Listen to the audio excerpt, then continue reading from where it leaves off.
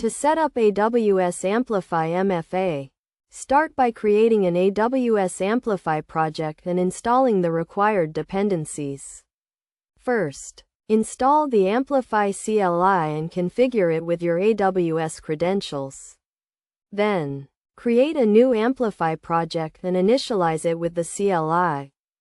Next, install the Amplify authentication package and configure it for your project. This package provides the necessary components for authentication, including MFA. Run the command to install the package and follow the prompts to configure it.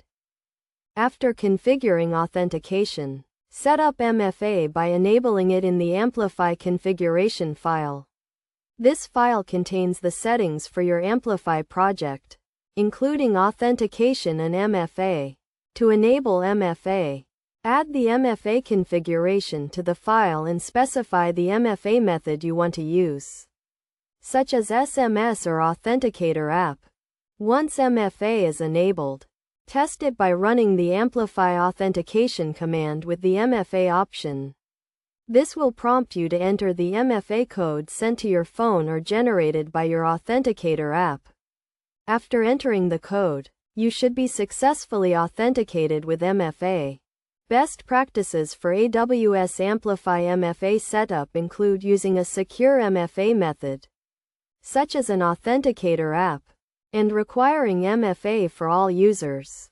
You should also test MFA thoroughly to ensure it is working correctly and provide clear instructions to your users on how to set up and use MFA. By following these steps and best practices, you can securely set up AWS Amplify MFA and protect your application from unauthorized access. Remember to keep your AWS credentials and MFA codes secure and never share them with anyone. With AWS Amplify MFA, you can add an extra layer of security to your application and protect your users' data.